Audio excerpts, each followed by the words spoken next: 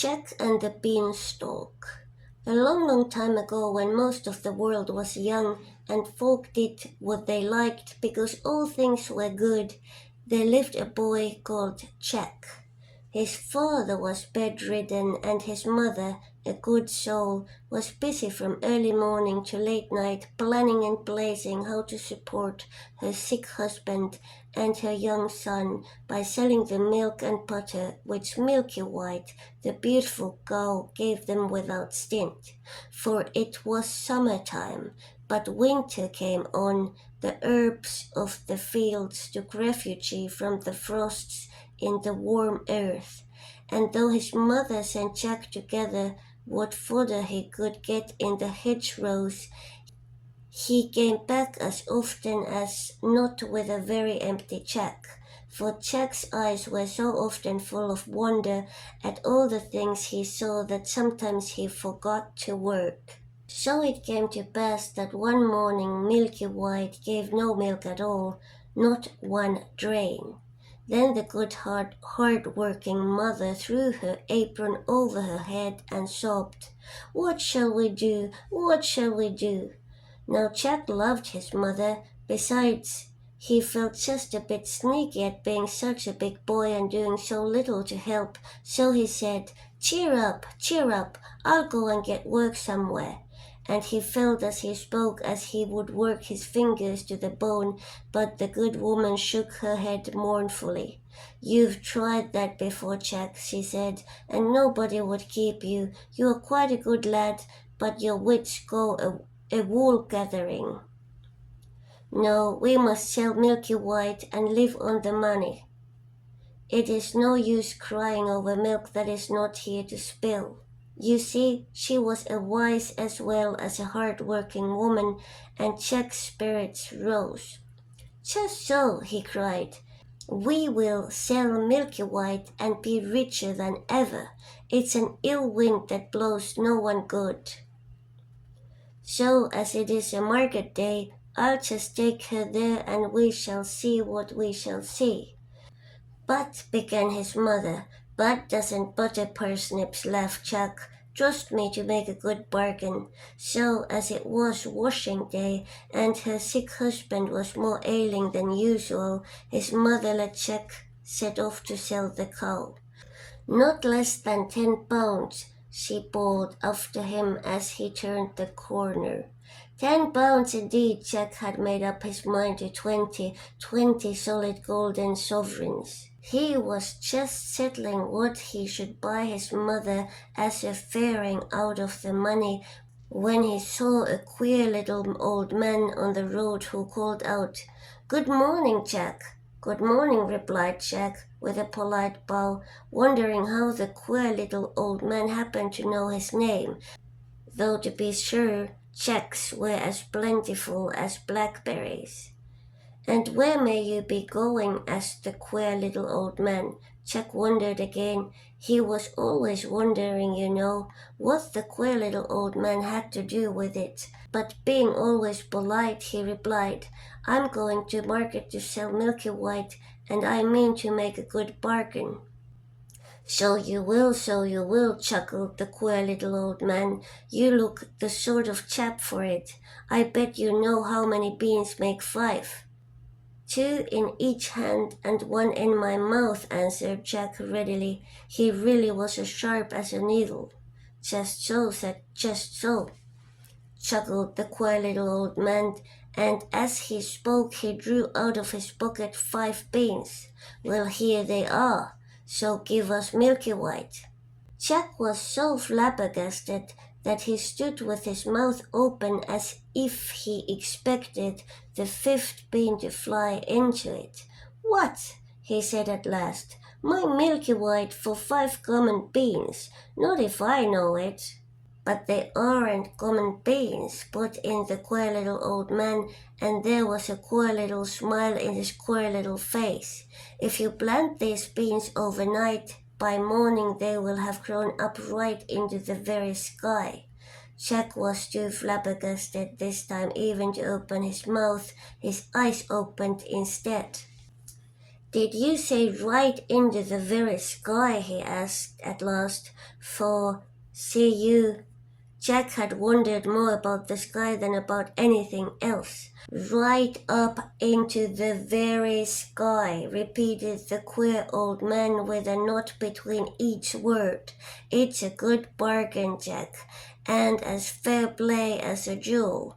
If they don't, why, meet me here tomorrow morning and you shall have Milky White back again. Will that please you?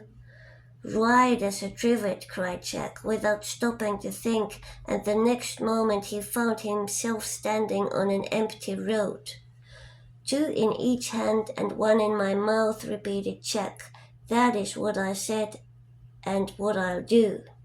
Everything in order, and if what the queer little old man said isn't true, I shall get Milky White back tomorrow morning. So whistling and munching the bean, he trudged home cheerfully, wondering what the sky would be like if he ever got there. What a long time you've been, exclaimed his mother, who was watching anxiously for him at the gate. It is past sunsetting, but I see you have sold Milky White. Tell me quick how much you got for her. You'll never guess, began Jack. Laws a mercy, you don't say so, interrupted the good woman, and I worriting all day lest they should take you in. What was it? £10, 15? Sure it can't be 20. Jack held out the beans triumphantly. There, he said, that's what I got for her, and a jolly good bargain too. It was his mother's turn to be flabbergasted, but all she said was, What? Them beans? Yes, replied Jack, beginning to doubt his own wisdom, but they are magic beans. If you plant them overnight, by morning they grow right up into the sky. Oh, please, don't hit so hard. For Jack's mother for once had lost her temper and was belaboring the boy for all she was worth, and when she had finished scolding and beating, she flung the miserable beans out of window and sent him supperless to bed. If this was the magical effect of the beans, thought Jack ruefully, he didn't want any more magic, if you please. However, being healthy and, as a rule, happy, he soon fell asleep and slept like a top. When he woke, he thought at first it was moonlight, for everything in the room showed greenish. Then he stared at the little window. It was covered as if with a curtain by leaves. He was out of bed in a trice, and the next moment, without waiting to dress, was climbing up the biggest beanstalk you ever saw. For what the queer little old man had said was true. One of the beans which his mother had chucked into the garden had found soil, taken root, and grown in the night. Where? Up to the very sky, Jack meant to see at any rate. So he climbed and he climbed and he climbed. It was easy work, for the big beanstalk, with the leaves growing out of each side, was like a ladder, for all that he soon was out of breath. Then he got his second wind, and was just beginning to wonder if he had a third, when he saw in front of him a wide, shining white road stretching away and away and away. So he took to walking, and he walked and walked and walked, till he came to a tall, shining white house with a white doorstep. And on the doorstep stood a great big woman with a black porridge pot in her hand. Now Jack had no supper, was hungry as a hunter, and when he saw the porridge pot, he said quite politely, Good morning, ma'am. I wonder if you could give me some breakfast.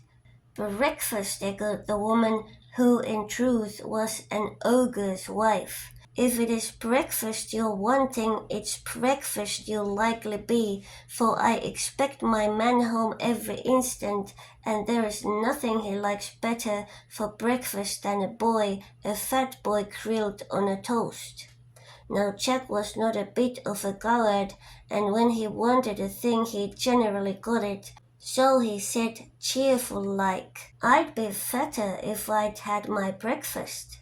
Whereat the ogre's wife laughed and bade Jack come in, for she was not really half as bad as she looked. But he had hardly finished the great bowl of porridge and milk she gave him when the whole house began to tremble and quake. It was the ogre coming home. Thump, thump, thump.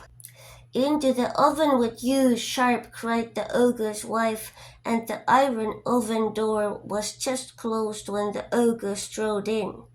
Jack could see him through the little peephole's light at the top where the steam came out.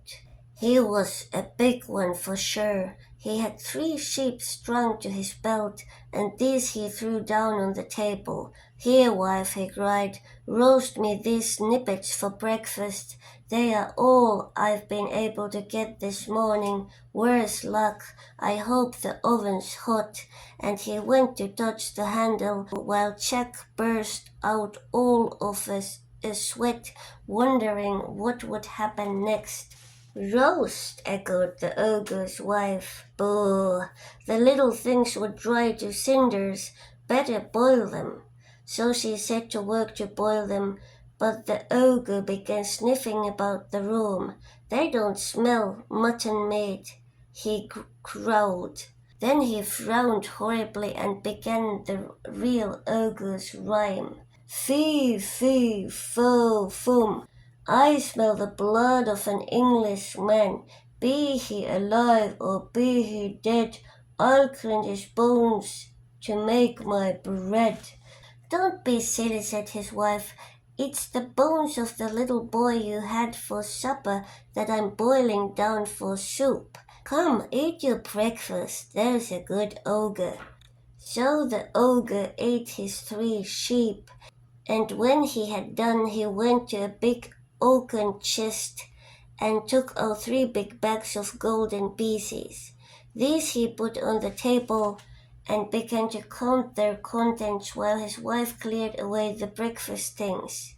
And by his head began to nod, and at last he began to snore, and snored so loud that the whole house shook. Then Jack nipped out of the oven, and seizing one of the bags of gold, crept away and ran along the straight, shining white road as fast as his legs would carry him till he came to the beanstalk. He couldn't climb down it with the bag of gold. It was so heavy, so he just flung his burden down first and helter-skelter climbed after it. And when he came to the bottom, there was his mother picking up gold pieces out of the garden as fast as she could, for of course the bag had burst. Lord a mercy me, she says, wherever have you been? See, it's been raining gold. No, it hasn't, began Jack. I climbed up. Then he turned to look for the beanstalk, but lo and behold, it wasn't there at all. So he knew then it was all real magic.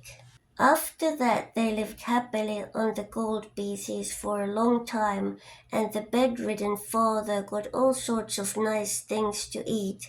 But at last a day came when Jack's mother showed a doleful face as she put a big yellow sovereign into Jack's hand and bade him be careful marketing, because there was not one more in the coffer. After that they must starve. That night Jack went supperless to bed of his own accord. If he couldn't make money, he thought, at any rate he could eat less money. It was a shame for a big boy to stuff himself and bring no grist to the mill. He slept like a top, as boys do when they don't overeat themselves, and when he woke, Bristol, the whole room showed greenness, and there was a curtain of leaves over the window. Another bean had grown in the night, and Jack was up it like a lamplighter before you could say knife. This time he didn't take nearly so long climbing until he reached the straight, wide, white road. and in a trice he found himself before the tall white house, where on the white steps the ogre's wife was standing with the black porridge pot in her hand. And this time Jack was as bold as brass. "Good morning, ma'am," he said. "I've come to ask you for breakfast, for I had no supper, and I'm as hungry as a hunter." "Go away, bad boy," replied the ogre's wife. "Last time I gave a boy breakfast, my man missed a whole bag of gold. I believe you are the same boy." "Maybe I am, maybe I'm not," said Jack with a laugh. "I'll tell you true when I've had my breakfast, but not till then." So the ogre's wife, who was dreadfully curious, gave him a big bowl of porridge, but before he had half finished it, he heard the ogre coming. Thump, thump, thump. "In with you to the oven," shrieked the ogre's wife. "You shall tell me when he has gone to sleep." This time Jack saw through the steam peephole that the ogre had 3 fat coals strung to his belt. "Better luck today, wife," he cried, and his voice shook the house. "Quick, roast these trifles for my breakfast. I hope the oven's hot." And he went to feel the handle of the door, but his wife cried out sharply, "Roast! Why, you would have to wait hours before they were done. I'll broil them. See how bright the fire is." Growled the ogre, and then he began sniffing and calling out, "Fee, fee, foam, I smell the blood of an Englishman. Be he alive or be he dead, I'll grind his bones to make my bread." "Twaddle," said the ogre's wife, "it's only the bones of the boy you had last week that I've put into the big bucket." Said the ogre harshly, but he ate the broiled goals, and then he said to his wife, "Bring me my hen that lays the magic eggs. I want to see gold." So the ogre's wife brought him a great big brown hen with a shiny red comb. She plumped it down on the table and took away the breakfast things. Then the ogre said to the hen, "Lay," and it promptly laid. What do you think? A beautiful shiny yellow golden egg. "None so dusty, henny penny," laughed the ogre. "I shan't have to beg as long as I've got you." Then he said, "Lay" once more, and lo and behold, there was another beautiful shiny yellow golden egg. Jack could hardly believe his eyes, and made up his mind that he would have the hen come what might. So when the ogre began to doze, he just out like a flash from the oven, seized the hen and ran for his life. But you see, he reckoned without his prize, for hens, you know, always cackle when they leave their nests after laying an egg, and this one set up such a crowing that it woke the ogre. "Where is my hen?" he shouted, and his wife came rushing in, and they both rushed to the door. But Jack had got the better of them by good a start, and all they could see was a little figure ride away down the wide, white road, holding a big, crowing, cackling, fluttering brown hen by the legs. How Jack got down the beanstalk he never knew. It was all wings and leaves and feathers and cacklings, but get down he did, and there was his mother wondering if the sky was going to fall. But the very moment Jack touched ground, he called out, "Lay!" and the brown hen ceased cackling and laid a great big shiny yellow golden egg. So everyone was satisfied, and from that moment everybody had everything that money could buy, for whenever they wanted anything, they just said, "Lay," and the brown hen provided them with gold. But Jack began to wonder if he couldn't find something else besides money in the sky, so one fine moonlight midsummer night, He refused his supper and before he went to bed stole out to the garden with a big watering can and watered the ground under his window, for thought he, there must be 2 more beans somewhere, and perhaps it is too dry for them to grow. Then he slept like a top.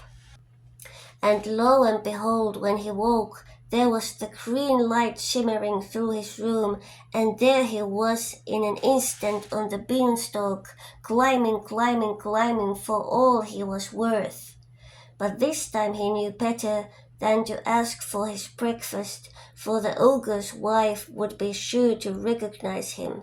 So he just hid in some bushes beside the great white house till he saw her in the scullery, and then he slipped out and hid himself in the copper, for he knew she would be sure to look in the oven first thing.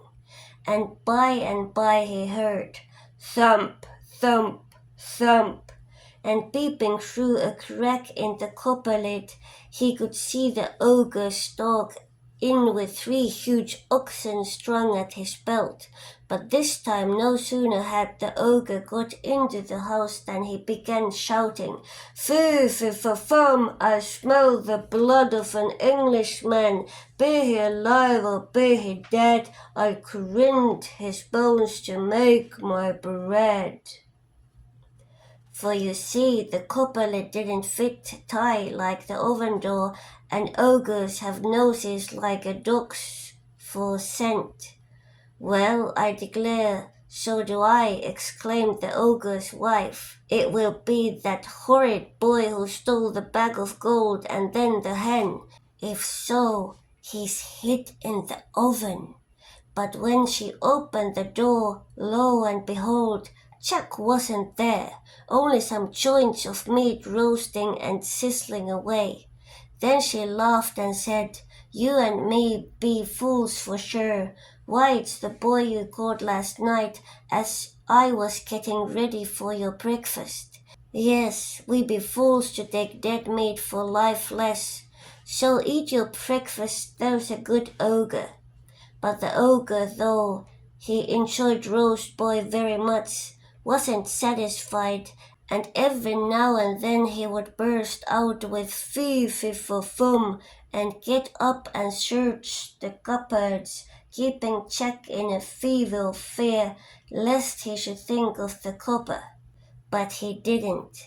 And when he had finished his breakfast, he called out to his wife, "Bring me my magic harp. I want to be amused."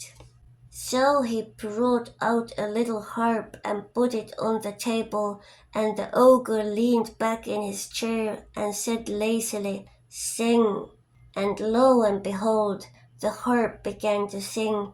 If you want to know what it sang about, why, it sang about everything, and it sang so beautifully that Jack forgot to be frightened, and the ogre forgot to think of fee, fee, fum, and fell asleep and did not snore.